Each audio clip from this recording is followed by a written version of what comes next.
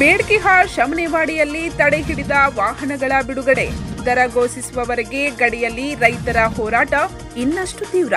Raju ಕಿಚ್ಚಡೆ.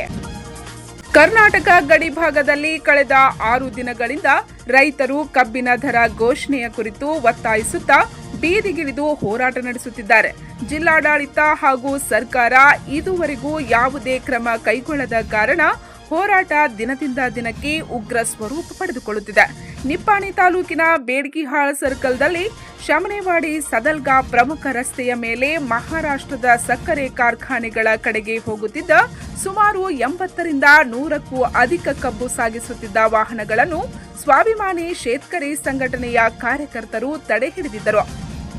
November 1ರಿಂದ 6ರವರೆಗೆ ಸಕ್ಕರೆ ಕಾರ್ಖಾನೆಗಳು ಸ್ಪಷ್ಟ ನಿರ್ಧಾರ ಕೈಗೊಂಡಿರಲಿಲ್ಲದ ಕಾರಣ ರೈತರ ಕಬ್ಬು ಒಣಗಿ ತೂಕದಲ್ಲಿ ನಷ್ಟ ಉಂಟಾಗುತ್ತಿದೆ. ಇದರಿಂದ ರೈತರು ಹಾಗೂ ವಾಹನ ಚಾಲಕರು ಕಷ್ಟಕ್ಕೆ ಒಳಗಾಗದಂತೆ ಸಂಘಟನೆಯ ವಿನಂತಿಯ ಮೇರೆಗೆ ಇಂದು ಮಧ್ಯಾಹ್ನ ವಾಹನಗಳನ್ನು ಬಿಡಲಾಗಿದೆ ಎಂದು ಸ್ವಾಭಿಮಾನಿ ಶೇತಕರಿ ಸಂಘಟನೆಯ ಕಾರ್ಯಕರ್ತ ರಾಜು ಕಿಚ್ಚಡೆ ತಿಳಿಸಿದ್ದಾರೆ.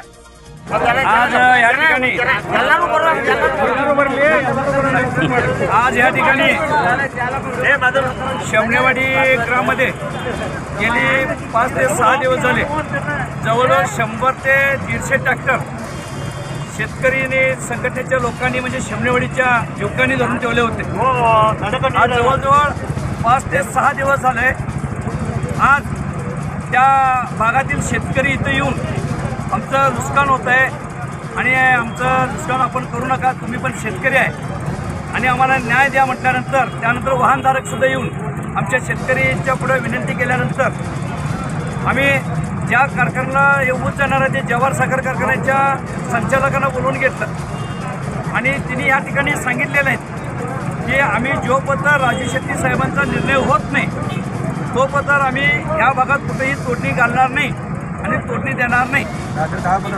त्यानंतर कोणी दिलास तोडणी घेतलास तिथं वाहन पेटलेलं असेल किंवा तोडलेलं असेल त्याला जबाबदारी कोणी शेतकरी संघटना राहणार नाही, काही नाही. या ठिकाणी PSI साहेबांच्या पुढे विषय झालेला आहे आणि साहेबांना सुद्धा साहेब सांगितले की अशा पद्धतीने परत घटना घडू नये, तोडणी कोणती दिल्यास त्याला पूर्ण जबाबदारी तो शेतकरी असेल किंवा वाहनधारक असेल.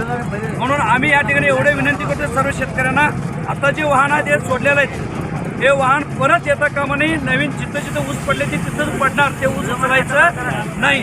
जो पद्धत निर्णय लागत नाही तो ऊस तोडायचे. मी या ठिकाणी जे शमनेवाडी ग्रामचे युवक आहेत, जे शेतकरी संघटनेचे लोक आहेत, कर्नाटक रक्षण अधिकारी आहेत, त्यांचा आभार मानतो, त्यांना धन्यवाद देतो. कारण अशा ह्या सीमा भागातल्या इतिहासामध्ये तुम्ही एक क्रांती केला आहे आणि एवढं मोठं 5-6 दिवस एवढं मोठं थापा तुम्ही या ठिकाणी खरोखर त्यांचं जेवण पाणी त्यांचा नाश्ता घरातल्या पाहुण्याची सगळी व्यवस्था त्या ड्रायव्हरांचं आणि किन्नरांचं केलेलं आहे. खरोखर या सगळ्या शेतकऱ्यांचं मी राजू शेट्टीच्या मार्फत हार्दिक त्यांचा आभार मानतो, त्यांना धन्यवाद देतो आणि असंच शेतकरी एक सुटानं राहू दे आणि शेतकऱ्याला न्याय मिळू दे एवढं सांगतो मी. कर्नाटक महाराष्ट्रातलं सांगितलं तुम्ही, कर्नाटकातल्या कर्नाटकमध्ये आता 35 रुपये मागणी सुरू आहे कोल्हापूरमध्ये आणि उद्या जो पत्र जाहीर होईल तो कारखान्याला सुद्धा आम्ही ऊस देणार नाही, आणणार आहे. कारण उद्या राष्ट्रीय हेद्दारी उद्या होणार आहे. झालं की नाही 100% लागणार. कर्नाटकच्या कारखान्यांना सुद्धा इशारा आहे, जो पद्धत तुम्ही दर जाहीर करत नाही तो पद्धत तुम्ही पण उडमुड करायचं नाही, ऊस उचलायचं नाही, ऊस तोडायचं नाही, नाही तर तुमच्या गाड्या बिड्या मोडल्या जातील.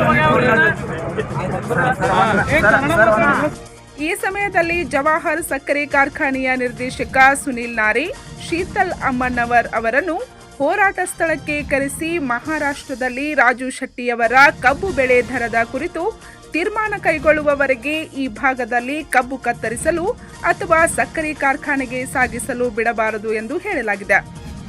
ಕರ್ನಾಟಕದಲ್ಲಿ ರೈತರು ಕಬ್ಬಿಗೆ 3,500 ದರ ಘೋಷಿಸಬೇಕೆಂದು ಗುರ್ಲಾಪುರದಲ್ಲಿ ಹೋರಾಟ ಮುಂದುವರಿಸಿದ್ದು, ಯಾರೂ ಕೂಡ ಕಬ್ಬು ಕಟಾವು ಮಾಡಬಾರದೆಂದು ಸಂಘಟನೆ ಪರವಾಗಿ ಬಾಬಾ ಸಾಹೇಬ್ ಕೋತ್ ಮನವಿ ಮಾಡಿದ್ದಾರೆ. ಇನ್ನು ಇದೇ ವೇಳೆ ಕಬ್ಬು ಬೆಳೆಗಾರ ರೈತರ ಹೋರಾಟಕ್ಕೆ ಕರ್ನಾಟಕ ರಕ್ಷಣಾ ವೇದಿಕೆಯ ಕಾರ್ಯಕರ್ತರು ಬೆಂಬಲ ವ್ಯಕ್ತಪಡಿಸಿ ಪ್ರತಿಭಟನೆಯಲ್ಲಿ ಪಾಲ್ಗೊಂಡಿದ್ದಾರೆ.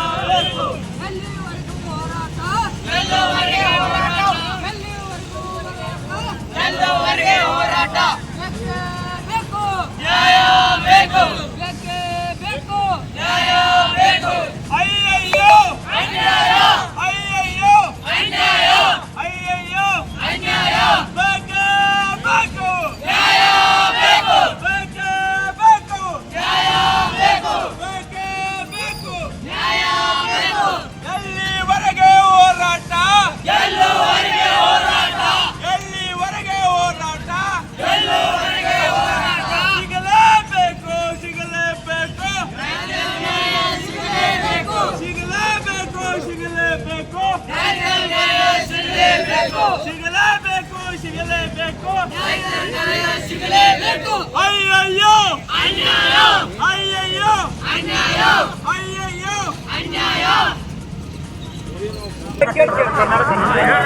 ಏನು ಸುಮಾರು 6 ದಿನಗಳ ರೈತರು ಶಮ್ನೇವಾಡಿ ಹಾಗೂ ಸುತ್ತಮುತ್ತಲಿನ ಹಳ್ಳಿನ ಎಲ್ಲ ರೈತರು ಈ ಶಾಂತಿನಗರದಲ್ಲಿ ಕಬ್ಬು ಬೆಳೆದು ಅವರಿಗೆ ನಿಜವಾದ ದರ ಸಿಗ್ತಾ ಇಲ್ಲ. ಅದಕ್ಕೋಸ್ಕರ ದಿನನಿತ್ಯವಾಗಿ ಹಗಲು ರಾತ್ರಿ ಅನ್ನದೇ ಯಾವುದೇ ರೀತಿ ರೈತರು ಸ್ಟ್ರೈಕ್ ಮಾಡಿದರೆ ಈ ಸ್ಟ್ರೈಕ್ ಮಾಡಿದ ಆದ ನಂತರ ಇವಾಗ ಏನು ಕಬ್ಬು ಕಟಾವು ಮಾಡಿದ್ದಾರೆ ಅವ್ರು ರೈತರು ಒಳಗೆ ನೋಡಿ ಅವರು ನೊಂದಿರ್ತಾರೆ. ಆ ನೊಂದಿರೋ ಕಾರಣ ನಾವು ಈಗ ಆ ಕಟಾವು ಮಾಡಿದ ಕಬ್ಬುಗಳನ್ನು ಬಿಡುಗಡೆ ಮಾಡ್ತಾ ಇದ್ದೇವೆ. ಕರ್ನಾಟಕ ರಕ್ಷಣಾ ವೇದಿಕೆ ಅಧ್ಯಕ್ಷರು ಕರ್ನಾಟಕ ದರ ನಿಗದಿ ಆಗೋ ತನಕ ನಾವು ಇಲ್ಲಿ ಎಷ್ಟು ಬೇಡಿಕೆ ಅದಿರಿ ಕರ್ನಾಟಕದ ಎಷ್ಟು 3,500 ರೂಪಾಯಿ ಡಿಕ್ಲೇರ್ ಆದೇಶ ನಾವು ಕಡಿಮೆ ಕೊಡ್ಬೋದು. ಕ್ಲಿಯರ್ ಆದರ್ಶ ನಾವು ಯಾವುದೇ ರೀತಿಯಾಗಿ ಹಿಂಪಡೆಯೋದಿಲ್ಲ ರೈತರ ಹೋರಾಟ. ಈ ವೇಳೆ ಸ್ವಾಭಿಮಾನಿ ಶೇತಕರಿ ಸಂಘಟನೆಯ ಕಾರ್ಯಕರ್ತರಾದ ರಮೇಶ್ ಪಾಟೀಲ್, ಬಾಬಾ ಸಾಹೇಬ್ ಕೋತ್, ಭರತ್ ಕೋತ್, ಮಂಜು ಬಾನುಸೆ, ಅಜಿತ್ ಕೊಣ್ಣೂರೆ, ವಿಜಯ್ ಮಡಿವಾಳ್, ಅಭಯ್ ಪಾಟೀಲ್, ಭರತ್ ಅಮ್ಮಣ್ಣವರ್ ಹಾಗೂ ಸದಲ್ಗಾ ಪೊಲೀಸ್ ಠಾಣೆಯ ಪಿಎಸ್ಐ ಶಿವಕುಮಾರ್ ಬಿರಾದಾರ್ ಮತ್ತು ಪೊಲೀಸ್ ಸಹಾಯಕರು ಜೊತೆಗೆ ರೈತರು ಹಾಗೂ ಕಾರ್ಯಕರ್ತರು ಹಾಜರಿದ್ದರು.